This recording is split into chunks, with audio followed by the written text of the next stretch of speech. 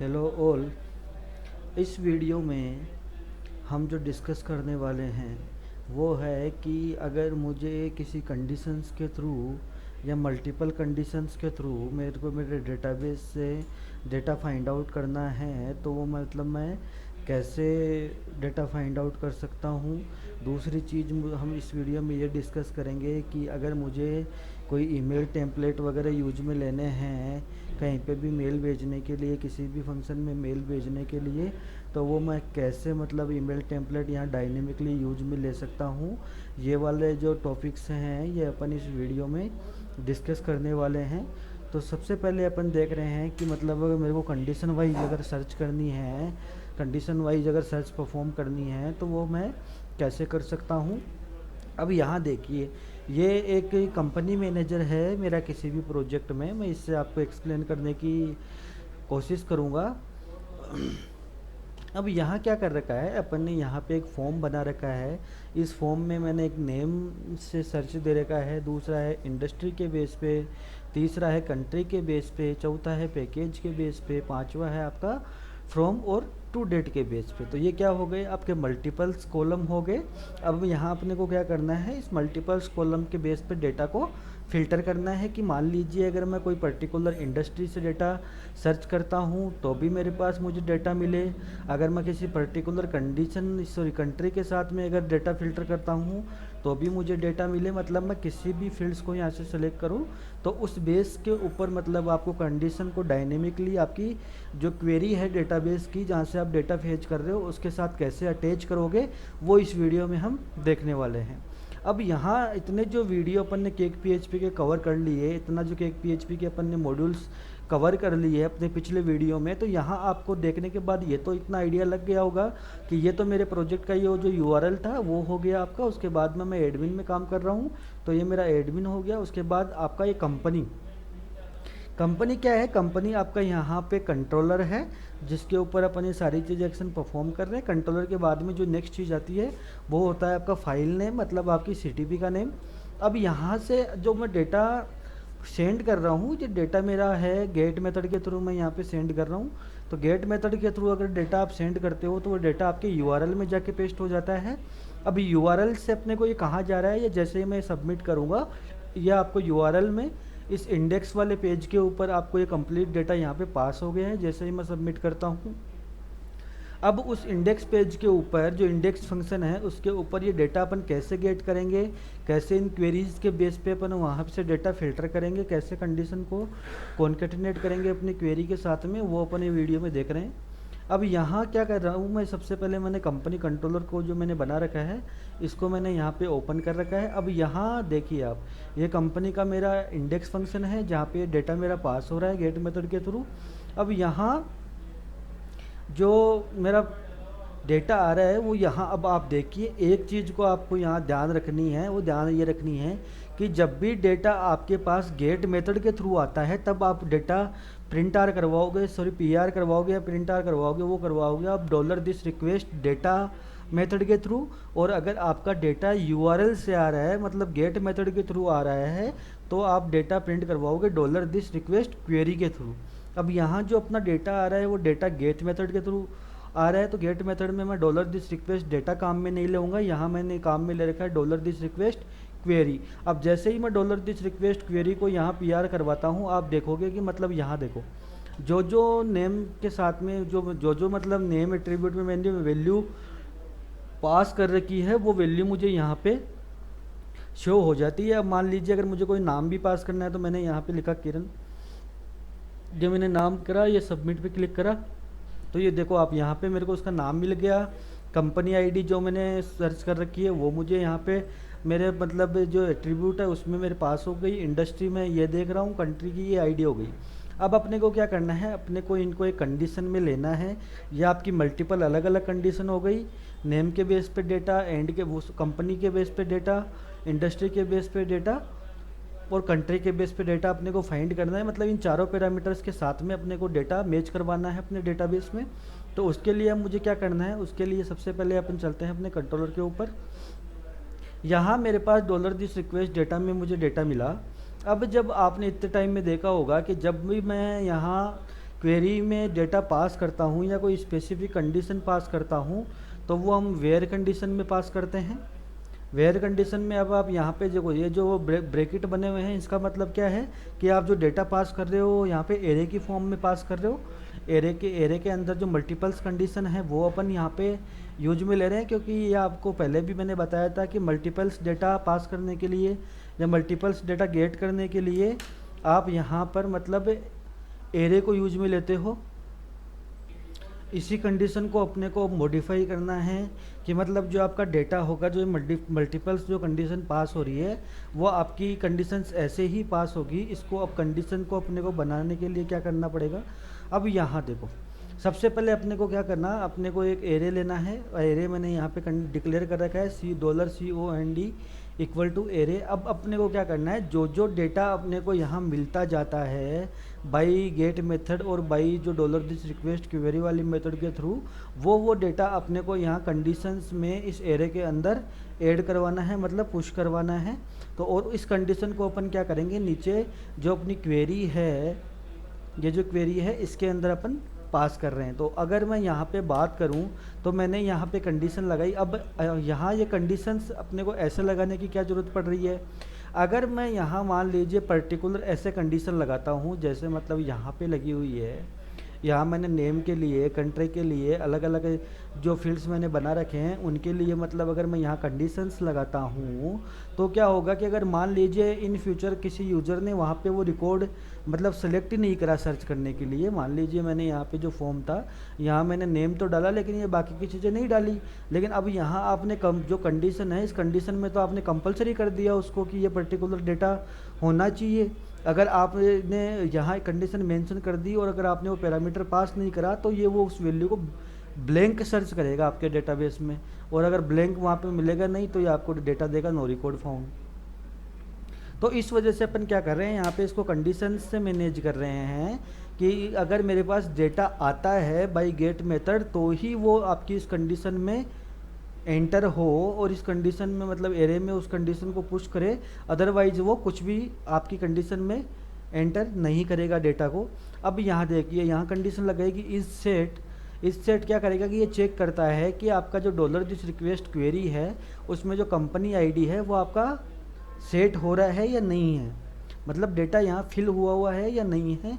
और उसके साथ अपन ने एंड कंडीशन और लगा दी और यहाँ लिखा अपन ने कि अगर company ID not equal to blank है तो क्या करे वो, इस जो कंडीशन है इसमें मतलब जो कंपनी आईडी के नाम से company.id के नाम से एक की जनरेट करे और उसके अंदर ये वाली वैल्यू को वो असाइन कर दे।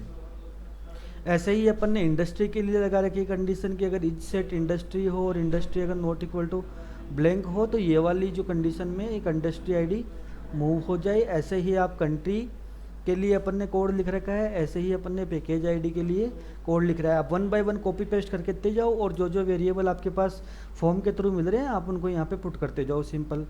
उसके बाद में अगर मेरे पास डेट वेरिएबल से मैं सर्च कर रहा हूँ तो यहाँ अपने को एक बात ये ध्यान रखनी है कि जो डेटा है, जो डेट है मेरे डेटाबेस में वो मेरी YMD फॉर्मेट में सेव होती है हमेशा, क्योंकि मैं डेट टाइम फील्ड काम में लेता हूँ। डेट टाइम फील्ड में हमेशा डेट आपकी YMD फॉर्मेट में जाएगी, जबकि जो आप डेट यहाँ से सेलेक्ट कर रहे हो वो आपकी आ रही है DMY फॉर्मेट में। तो अब आपका अगर डायरेक्ट आप वो डेट पास कर दोगे तो वो आपकी जो डेट है वो पर्टिकुलर मैच नहीं कर पाएगी आपके सिस्टम में। इस वजह से अपन ने क्या करा है कि यहाँ अपन ने PHP का जो डेट फंक्शन है इसको यूज में लेते हुए क्या करा, जो YMD फॉर्मेट, जो DMY फॉर्मेट में अपने पास डेट आ रही थी उसको अपन ने YMD में कन्वर्ट कर लिया फ्रॉम डेट को। ऐसे ही अपन ने जो टू डेट आ रही है उसको भी अपन ने YMD फॉर्मेट में कन्वर्ट कर लिया। उसके बाद में जब अपने पास फ्रॉम और टू में अपने को वैल्यू मिल गई, अब यहाँ अपन ने चेक कराया कि अगर फ्रॉम के अंदर आपकी वैल्यू सेट नहीं होती है या फिर जो फ्रॉम के अंदर वैल्यू जो आ रही है वो मतलब 1/1970 के बराबर नहीं हो तो आपको क्या करे, वो इस कंडीशन के अंदर लेके जाए और यहाँ अपन ने लगा दिया created greater than equal to, मतलब जो कंपनी है उसकी रजिस्टर्ड डेट, जो मैं डेट सेलेक्ट कर रहा हूँ उससे तो बड़ी होनी चाहिए और जो टू डेट सेलेक्ट कर रहा हूँ उससे छोटी होनी चाहिए। अब यहाँ अपन ने ये वाला जो 1970-01-01 लगाया, इसका क्या मतलब है कि अगर आप यहाँ पे डेट पिकर काम में ले रहे हो और अगर आपने बाय डिफ़ॉल्ट अगर कोई भी डेट सेलेक्ट नहीं कर रखी है तो ये मतलब बाय डिफ़ॉल्ट जो आपकी डेट पास करता है वो आपकी ये वाली डेट पास करता है। अब इस डेट का मेरे पास में डेटाबेस में कोई भी रिकॉर्ड अवेलेबल नहीं है। अगर मैं ये कंडीशन यहाँ नहीं लगाऊंगा तो ये क्या करेगा, 1970 वाला जो डेट का फील्ड है वो आपकी कंडीशन के अंदर जोड़ देगा और आपका डेटा यहाँ से फाइंड आउट नहीं होगा। अब मैं यहाँ अगर कंडीशन की बात करूँ कि कंडीशन का जो एरिया आपका कैसा बनेगा, वो ऐसा बनेगा। इसको मैं रिफ्रेश करता हूँ। अब यहाँ देखो, आप जो डेटा आपके पास आ रहा था उसकी आपने कंडीशन बना ली कि ये एक एरे बन गया मेरा कि इसकी कंपनी आईडी 145 होनी चाहिए, इंडस्ट्री आईडी 42 होनी चाहिए और जिसकी कंट्री आईडी 2 है वो मुझे डेटा यहाँ फ़िल्टर करके दे दो। और ये वाली कंडीशन मैंने क्या करी है, यहाँ पे नीचे जो मेरा क्वेरी है डेटाबेस से, उस क्वेरी के अंदर ये कंडीशन मैंने पास कर दी। अब यहाँ इस ये कंडीशंस कहाँ से मिलेगी इसको, ये जो अपन कंडीशन ने ऊपर अपन ने जो डिक्लेयर कर रखी है वहाँ से अपने को ये कंडीशंस गेट होगी। अब यहाँ से जैसे मान लीजिए अपन ने यहाँ से मैंने इसको रीसेट कर दिया फॉर्म से, तो ये देखो दोनों एरे आपके ब्लैंक हो गए क्योंकि आपने यहाँ से कोई भी पैरामीटर पास नहीं कर रखा है। लेकिन आपकी जो क्वेरी है वो आपकी एग्जीक्यूट होगी क्योंकि वो कंडीशन में गया नहीं, और कंडीशन में नहीं गया तो उसने वो कंडीशन उस एरे के अंदर मूव करी ही नहीं। तो यहाँ क्या होगा, आपकी कोई भी कंडीशंस नहीं लगी हुई क्योंकि आपका एरे ब्लैंक है। तो इसने आपका जो कंप्लीट डेटा था डेटाबेस में इस कंपनी का, वो इसने आपको रिटर्न कर दिया। तो ऐसे आप मतलब केक पीएचपी में किसी भी मॉड्यूल के लिए अपनी रिक्वायरमेंट्स के हिसाब से आप अपना जो कस्टम सर्च है या जो मल्टीपल फील्ड के साथ में सर्च है वो आप यहाँ पे परफॉर्म कर सकते हो।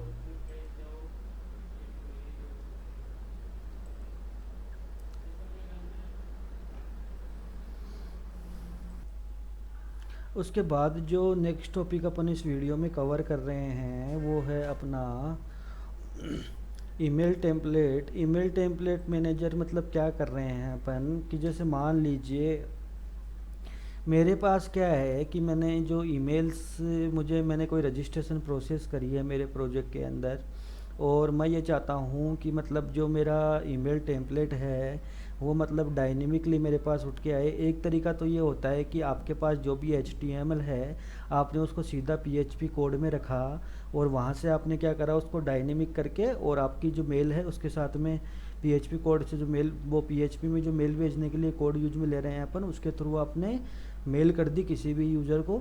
लेकिन अब यहाँ उस कोड में ड्रॉबैक अपने पास क्या होता है कि मान लीजिए अगर एज ए एडमिन मुझे कुछ भी उसमें कंटेंट चेंज करना है तो वो कंटेंट मैं चेंज नहीं कर पाऊँगा क्योंकि मैं अगर एडमिन हूँ या नॉन टेक्निकल बैकग्राउंड से हूँ तो मुझे पता ही नहीं कि मुझे कौन सी फाइल में जाके चेंज करना है या कौन सी फाइल में जाके वो टेक्स्ट चेंज करना है। तो उसके लिए अपन क्या करते हैं, बेसिकली हर प्रोजेक्ट के अंदर एक ईमेल टेम्पलेट क्रिएट करते हैं। ईमेल टेम्पलेट का बेसिक कंसेप्ट ये हो गया कि जो टेम्पलेट आपके जो सिस्टम के अंदर यूज हो रहे हैं, जो आपके प्रोजेक्ट में यूज हो रहे हैं, वो टेम्पलेट आपको यहाँ रखने होते हैं।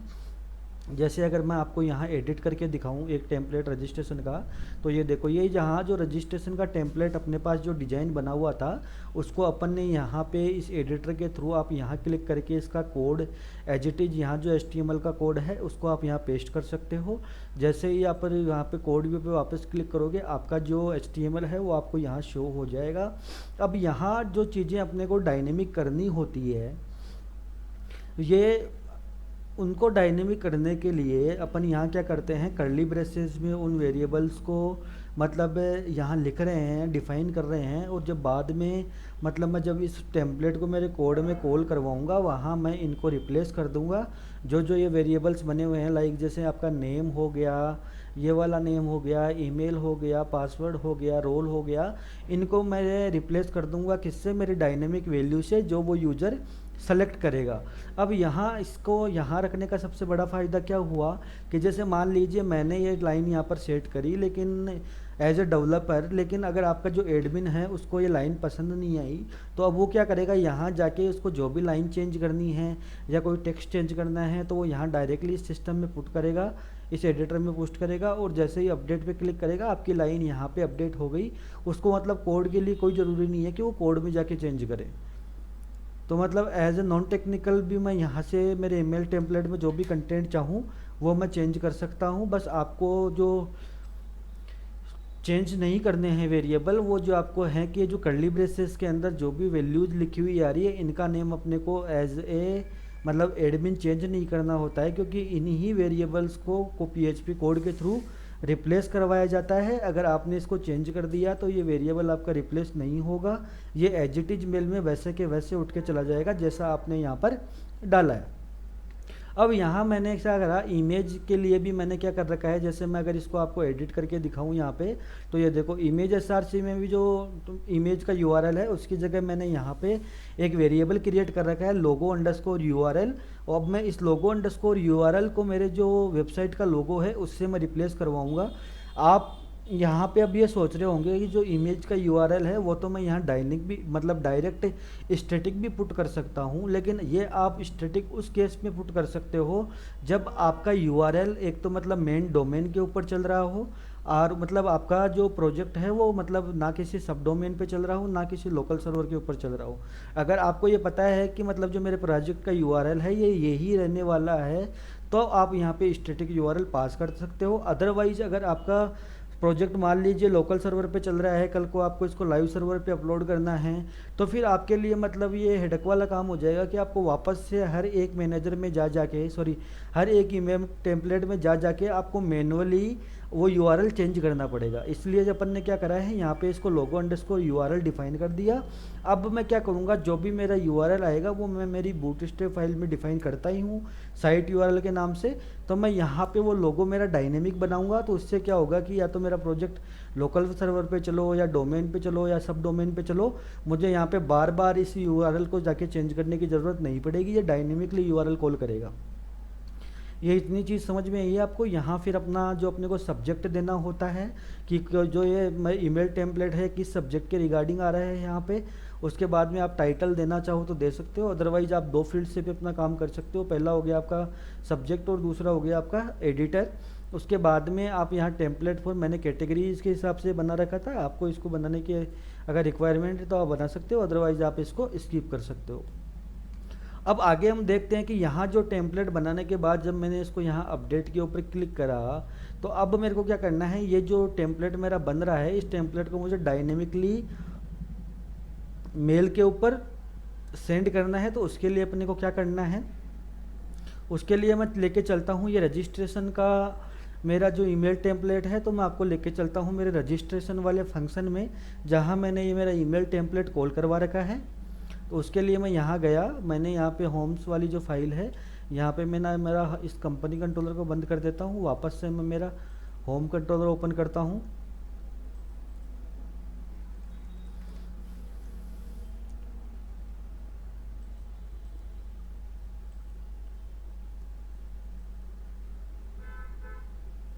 यहाँ मैंने मेरा होम कंट्रोलर ओपन कर लिया। अब यहाँ पे मैं मेरा रजिस्ट्रेशन जो फंक्शन है उसको मैं यहाँ पे आपको दिखाता हूँ।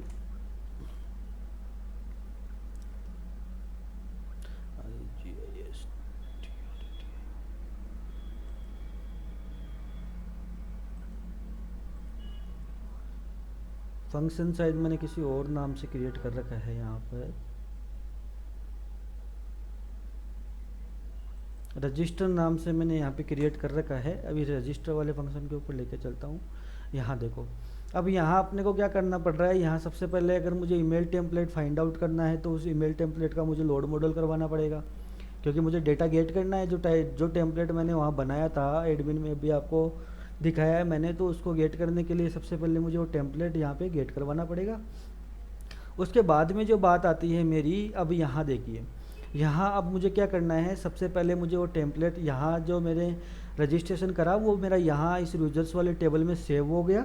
अब मेरा रजिस्ट्रेशन जब मेरा कंप्लीट हो चुका है, इतनी ऊपर वाली जो प्रोसेस मैंने करी है इसमें, उसके बाद में अब मेरा जो ईमेल टेम्पलेट का कोड है वो यहाँ से स्टार्ट होके और ये यहाँ पे ख़त्म हो गया। अब कर कैसे रहे हैं वो बताता हूँ। सबसे पहले मुझे क्या करना है, मुझे रजिस्ट्रेशन वाला टेम्पलेट फाइंड आउट करना है ईमेल टेम्पलेट के अंदर से। तो रजिस्ट्रेशन वाला मैंने टेम्पलेट यहाँ बना रखा है, मुझे पता है रजिस्ट्रेशन वाला जो टेम्पलेट है उसकी आईडी मेरे पास 1 है। डिलीट का ऑप्शन अपन ने देने ही रखा है एडमिन को, तो हमेशा ये मेरी आईडी स्टैटिक रहेगी, मतलब 1 ही रहेगी, चेंज नहीं होगी। तो मैंने यहाँ पे क्या करा, 1 के साथ में यहाँ कंडीशन लगाई कि $this जो मेरा model name find all where email template dot I D equal to क्या हो 1 हो। और अब यहाँ फर्स्ट यूज में ले रहे हैं अपन। फर्स्ट यूज क्यों ले रहे हैं? अगर मुझे किसी टेबल से कोई स्पेसिफिक डेटा या कोई आईडी का डेटा गेट करना है तो वो मैं सिंगल रिकॉर्ड गेट करना हो तो मैं यहाँ पे क्या करूँगा, फर्स्ट यूज में लूँगा। और अगर मुझे मल्टीपल्स डेटा एक साथ गेट करने हैं तो फिर मैं टू एरे यूज में लूँगा। टू एरे और मतलब फर्स्ट में यही डिफरेंस होता है। अगर मुझे सिंगल रिकॉर्ड डेटाबेस से फाइंड आउट करना है तो मैं फर्स्ट यूज में लूँगा, और अगर मुझे मल्टीपल्स डेटा फाइंड आउट करना है टेबल से तो मैं यहाँ पे टू एरे काम में लूँगा। अब जैसे ही मैं यहाँ पे ये ईमेल टेम्पलेट वाला कोड है इसको एक बार मैं यहाँ से कॉपी करता हूँ और मेरा ऊपर ही यहाँ पर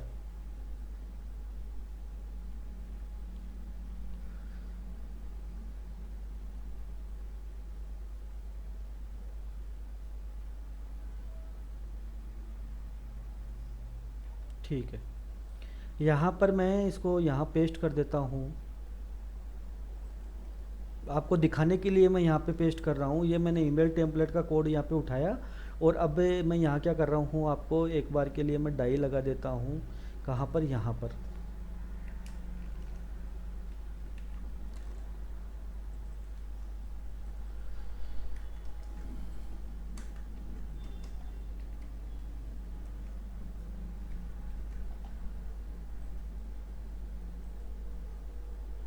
अब चलते हैं अपन अपने फ्रंट एंड साइड पे। वहाँ से मैं आपको एक रजिस्ट्रेशन करके ये मेल फॉर्मेट का जो बनेगा उसको मैं आपको दिखा देता हूँ। यहाँ मैंने क्या करा, सबसे पहले जो मेरा एडमिन भी इसी में था इस वजह से लॉगिन दिखा रहा है, मैंने इसको लॉग आउट कर दिया यहाँ से। अब मैं क्या कर रहा हूँ, एक रजिस्ट्रेशन कर रहा हूँ। रजिस्ट्रेशन करने के लिए मान लीजिए मैंने डाला यहाँ पे, जैसे मान लीजिए यूज़र नेम, यहाँ मैंने आईडी चेंज कर दी।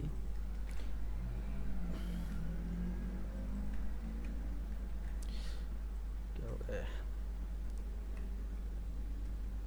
उसके बाद में मैंने यहाँ पासवर्ड डाला, जो भी मैं अपने अकाउंट का पासवर्ड रखना चाहता हूँ। उसके बाद में कंफर्म पासवर्ड डाला मैंने। उसके बाद में मैं मान लीजिए company as a company register करना चाहता हूँ, मैंने कंपनी लिखा, DXR सिक्योरिटी कोड डाला और एक साइन अप पे क्लिक करा। अब देखो, जैसे ही मैंने यहाँ पे साइन अप पे क्लिक करा, अब मेरे को क्या करना है, मैंने सबसे पहले वो ईमेल टेम्पलेट फाइंड करा जो मुझे रजिस्ट्रेशन से होने के बाद मतलब यूज़र को डिलीवर करना है। तो ये मेरे पास उस टेबल का डेटा निकल के आ गया कि मतलब कौन से उसका टाइटल क्या है, सब्जेक्ट क्या है और फॉर्मेट क्या है। अभी वो फॉर्मेट देखो आप वहीं निकल के आ रहा है जो मतलब आपने वहाँ पे एडमिन में डाला था एज इट इज़। अब अपन यहाँ क्या करेंगे, जो ये वेरिएबल्स आ रहे हैं इनको अपन रिप्लेस करेंगे। रिप्लेस करने के लिए क्या करना पड़ रहा है कि जो मेरा डेटा आ रहा है वो डेटा मेरा $this रिक्वेस्ट डेटा में आता है हमेशा। तो यहाँ से मैंने क्या करा, सबसे पहले जो मेरा ईमेल टेम्पलेट वाला जो डेटा आया इस वेरिएबल में, उससे मैंने इसका फॉर्मेट निकाल लिया और मैंने इसका सब्जेक्ट निकाल लिया। फॉर्मेट मतलब आपका ये जो टेम्पलेट आ रहा है ना ये वाला, ये पूरा का पूरा फॉर्मेट निकाल लिया मैंने एक वेरिएबल में, और एक वेरिएबल में मैंने इसको सब्जेक्ट निकाल लिया। उसके बाद में मुझे क्या करना है, उसके बाद में मैंने क्या करा, एक वेरिएबल लिया मैसेज1। मैसेज1 में अपन क्या कर रहे हैं, अब str रिप्लेस करवा रहे हैं। str रिप्लेस किसको करेंगे अपन, मतलब एक स्ट्रिंग को दूसरी स्ट्रिंग से रिप्लेस करने के लिए PHP में अपन str रिप्लेस काम में लेते हैं।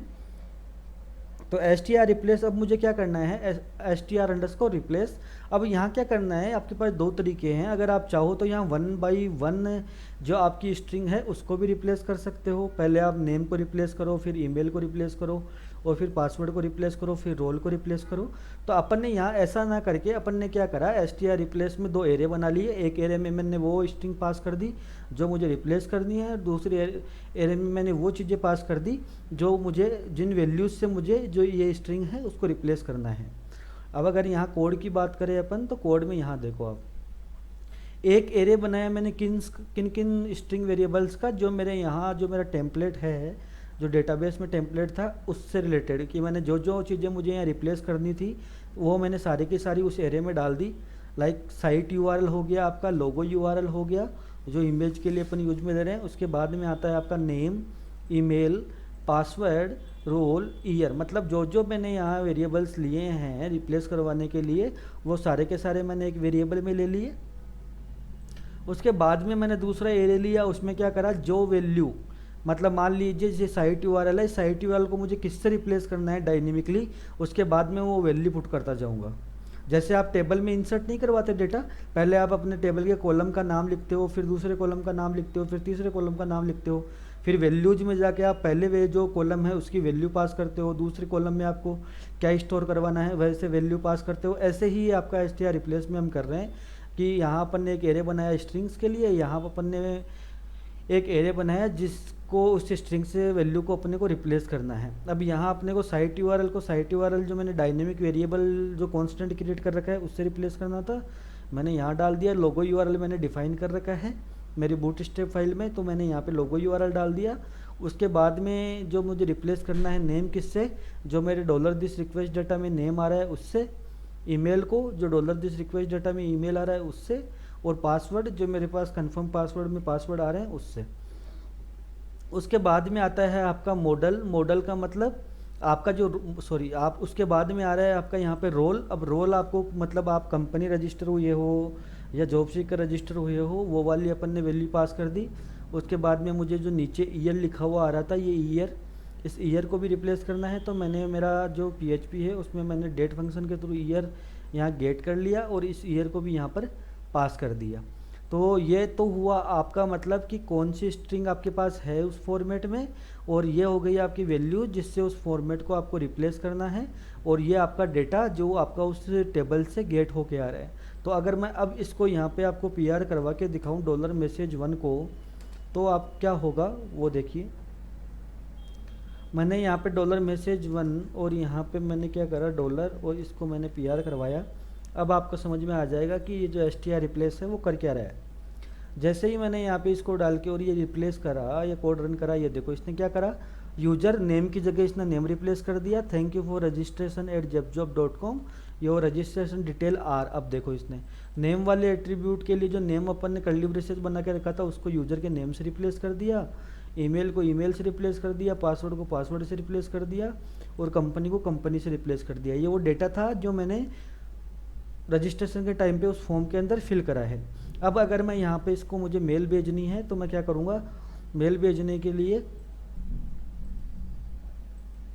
यहाँ जो मैंने एक फंक्शन बना रखा है मेल भेजने के लिए $this send mail, और यहाँ मैं सेंड मेल में मेरे को 3 चीज़ें पास करनी है मेरे मतलब फंक्शन के हिसाब से। एक तो मुझे जिसको मेल भेजना है उसका नाम, उसके बाद में आता है आपका सब्जेक्ट किस रिगार्डिंग आपको ईमेल भेज रहे हो आप, और उसके बाद में आपका जो मैसेज जो आपको इसको भेजना है। अब यहाँ से यूआरएल मेरा डायनेमिक जा रहा है, तो मैंने यहाँ जो ईमेल है वो डायनेमिक जा रही है, तो मैं यहाँ पे एक बार के लिए आपको दिखाने के लिए मेरा ईमेल एड्रेस डाल देता हूँ ताकि आपको पता लगे कि ये मेल के अंदर फॉर्मेट कैसे जा रहा है। और मैं इसको यहाँ पे सेव करके और अपलोड करता हूँ। उसके बाद में मैं जैसे ही यहाँ पे इसको रिलोड करूँगा पेज को, मैंने नीचे डाई लगा रखा है, मैंने डाई नहीं लगाया था इस वजह से वो फॉर्म एग्जीक्यूट हो गया है आपका डेटा। अब यहाँ देखिए आपको मेल तो वैसे भी मिल चुकी होगी क्योंकि मेरा मेल का कोड का तो रन हो चुका है। ये देखिए यहाँ मेरे पास रजिस्ट्रेशन की मेरे पास मेल आ गई। अब मैं अगर इस पर क्लिक करूँ तो यहाँ देखो जो फॉर्मेट मैंने वहाँ बनाया था वो मेरे पास यहाँ मुझे मेल में मिल चुका है विथ डायनेमिक वैल्यूज़। ये आपका लोगो भी यहाँ पे शो हो गया है। लोगो पे क्लिक करोगे तो आप इस वेबसाइट के ऊपर रिडायरेक्ट हो जाओगे, और ये आपकी जो एनोदर डिटेल्स जो आपने रजिस्ट्रेशन के टाइम पे फिल कर रखी है। तो ऐसे मतलब आप अपने जो प्रोजेक्ट में जितने भी ईमेल्स वगैरह काम में आ रहे हैं उनको आप यहाँ एडमिन में डिफ़ाइन करके उनको मतलब जो जो वैल्यूज़ आपको डायनेमिकली चेंज करनी है उनको आप मतलब जो किसी वेरिएबल में लेके उनको कर्ली ब्रेसेस लगा के और आप मतलब सेपरेट करके अपने PHP कोड के थ्रू रिप्लेस करके आप मतलब किसी भी यूज़र को अपना ईमेल टेम्पलेट भेज सकते हो किसी भी फंक्शनलिटी के बाद में। तो आज इस वीडियो में हमने जो पहले जो डिस्कस करा पार्ट में उसमें मतलब अपन ने देखा कि कैसे आप मल्टीपल सर्च कंडीशन काम में लेते हो, कैसे मतलब डेटाबेस से डेटा फेच करते हो मल्टीपल्स कंडीशन के साथ। उसके बाद में अपन ने देखा कि अगर मुझे कोई ईमेल टेम्पलेट यूज में लेना है डायनेमिकली तो वो मैं कैसे यूज में लूँगा। ये दोनों चीज़ें अपन ने इस वीडियो में डिस्कस किया है आज।